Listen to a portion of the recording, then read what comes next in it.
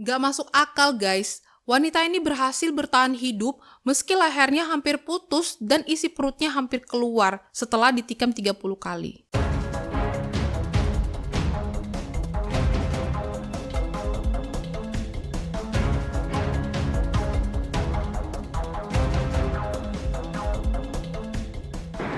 Hai, aku Angel Marcia, selamat datang di YouTube channel aku. Sebelum kita mulai, jangan lupa like, komen, dan subscribe. Mungkin di antara kalian sudah pernah nonton film ini.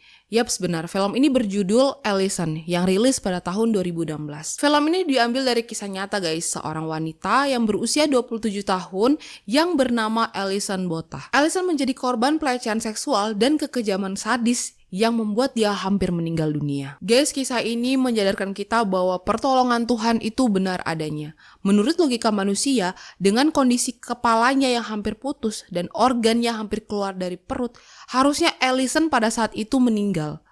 Tapi ajaibnya dia bisa bertahan hidup. Kisah ini bakal buat kalian merinding, so nggak perlu panjang lebar, kita langsung masuk ke kronologi ceritanya. Allison Botha lahir pada tanggal 22 September tahun 1967 di kota Port Elizabeth, Afrika Selatan. Orang tuanya bercerai pada saat dia berusia 10 tahun, dan Allison tinggal bersama dengan ibunya dan saudara laki-lakinya. Allison menjabat sebagai kepala sekolah di sekolah menengah khusus perempuan di Port Elizabeth. Ketika dia menyelesaikan pendidikannya, dia memutuskan untuk menghabiskan waktunya selama 4 tahun untuk traveling. Setelah puas traveling, Allison kembali ke kampung halamannya dan dia bekerja sebagai broker asuransi. Hidup Allison awalnya baik-baik saja sebelum hari kejadian yang membuat dia hampir meninggal dunia. Sore itu Allison bersama dengan teman-temannya sedang menikmati sunset di tepi pantai di pinggiran kota. Saat itu Allison sangat bahagia dan dia tidak mempunyai firasat apapun. Menjelang malam, Allison mengundang teman-temannya untuk makan malam di apartemennya. Nah, kemudian teman-temannya pun pergi ke rumah atau ke apartemen Allison. Di apartemen Allison mereka makan bersama, bermain bersama sampai pada jam 10 malam. Dan kemudian teman-temannya pulang ke rumah masing-masing. Kebetulan salah satu temannya tidak mempunyai kendaraan, jadi Allison berinisiatif untuk mengantar temannya ini pulang ke rumahnya. Setelah Allison mengantar temannya pulang, Allison kembali ke apartemennya dan dia memarkirkan mobilnya itu di tempat biasa dia parkir di apartemennya itu. Nah, sebelum Allison turun dari mobil, Allison mengambil tas laundrynya di belakang kursi penumpang. Jadi tuh kayak di belakang gitu, nah guys, dia kayak mau ngambil tasnya tuh menghadap belakang. Tiba-tiba dari arah pintu tepat di sampingnya, pintu tuh terbuka dan masuk seorang pria asing menodong pisau ke arahnya. Minggir atau aku akan membunuhmu. Pria ini membawa mobil untuk menjemput temannya lagi. Nah, di dalam mobil itu, si pria ini sempat memperkenalkan diri. Namaku Frans du Toit. Aku tidak akan membunuhmu.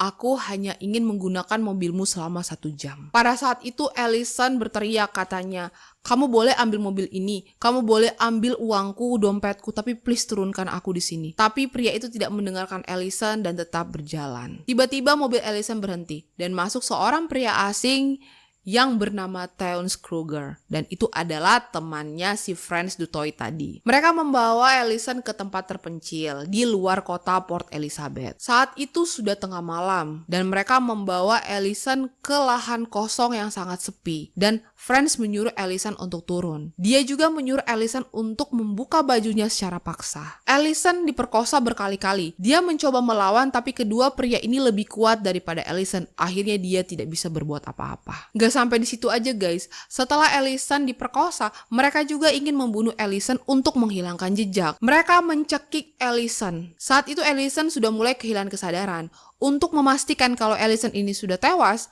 mereka menikam Allison sebanyak 30 kali hingga organ atau ususnya hampir keluar dari perutnya. Allison merasakan sakit yang luar biasa. Dia terdiam dan dia tidak bisa berbuat apa-apa. Dia merasakan darah mulai keluar dari perutnya. Di saat mereka ingin meninggalkan Allison, Townes melihat kaki Allison bergerak. Kemudian dia kembali mengambil pisau dan menggorok leher Allison sebanyak 16 kali. Allison sempat merasakan lehernya hampir putus. Pada saat itu dia hanya melihat tangan yang bergerak di depan wajahnya.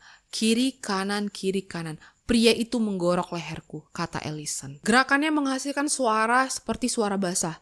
Dan kalian tahu guys, Itu suara daging Ellison yang sudah terbuka. Rasanya seperti mimpi, tapi ini bukan mimpi. Ini benar-benar terjadi. Pria itu menggorok leherku lagi dan lagi, kata Ellison. Kalian bayangin guys, dia masih bisa mendengar suara lehernya digorok. Tapi ajaibnya, Ellison masih bisa bernafas. Kedua pria itu meninggalkan Ellison dengan hati senang setelah mereka melakukan perbuatan mengerikan itu. Ellison mendengar salah satu di antara mereka berkata, apakah dia benar-benar sudah mati? Dan temannya menjawab, tidak ada yang bisa bertahan dengan kondisi seperti itu. Mereka berdua yakin kalau Ellison pada saat itu sudah tewas. Ellison berbaring sendirian di atas pasir tanpa busana.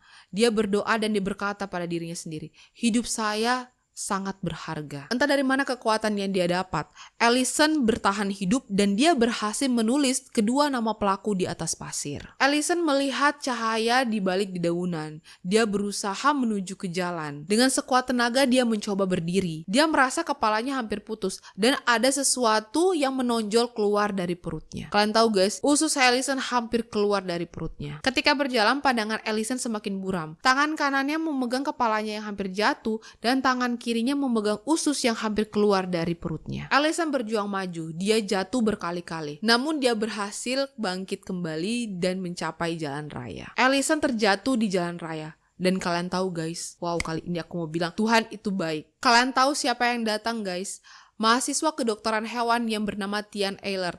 Melihat Ellison tergeletak di jalan. Pada saat itu Tian ingin berliburan ke kota Port Elizabeth dan entah kenapa dia memutuskan untuk melewati jalan sepi itu. Tian langsung turun dari mobilnya dan menyelamatkan Ellison. Dengan menggunakan pelatihan kedokteran yang telah dia jalani, dia memasukkan kembali kelenjar tiroid ke dalam lehernya Ellison. Sesampai di rumah sakit, para dokter terkejut ketika melihat kondisi luka Ellison. Seorang dokter yang bernama Alexander Angelov berkata, dia belum pernah melihat luka separah ini selama 16 tahun bekerja sebagai dokter. Kalian bisa bayangin guys, separah apa luka yang dialami oleh Ellison. Kemudian Ellison dioperasi dan dia berhasil bertahan hidup. Ellison masih mengingat momen tragis yang menimpanya, dan dia juga membantu para polisi untuk mengidentifikasi wajah pelaku melalui foto. Ternyata guys, kedua pelaku ini mempunyai riwayat kekerasan pada perempuan, dan pada saat itu mereka dijuluki Raper Rapist. Polisi langsung bergegas menangkap kedua pelaku tersebut. Kedua tersangka dijatuhi 8 dakwaan termasuk penculikan, pemerkosaan, dan pencobaan pembunuhan. Dan mereka dijatuhi hukuman penjara seumur hidup pada Agustus tahun 1995. Tapi kalian tahu guys yang bikin emosionalnya lagi dari kisah ini? Kedua pelaku hanya menjalani 28 tahun penjara. Mereka dibebaskan pada tahun 2023 atau tahun lalu dan keduanya diberikan pembebasan bersyarat pada bulan Juli tahun 2023. Pada saat itu dokter tidak menyarankan Ellison untuk hamil karena akan mengganggu organ reproduksinya. Tapi guys, Ellison bersyukur Ellison bisa hamil dan dia mempunyai 2 orang putra. Saat ini dia menjadi pembicara profesional dengan kesaksian tragis yang menimpanya. Ellison juga membantu korban pemerkosaan untuk menjalani hidup mereka. Dia menjadi berkat untuk orang lain. Ada beberapa kata-kata indah yang diucapkan oleh Ellison. Tragedi itu membawa saya ke seluruh dunia dan saya menginspirasi banyak orang. Terkadang hidup membuat kita merasa menjadi korban. Tetapi ingatkan dirimu bahwa kamu tidak bertanggung jawab atas apa yang dilakukan oleh orang lain. Hidup bukan apa yang terjadi pada dirimu, tapi bagaimana cara kamu menanggapi apa yang terjadi di hidupmu.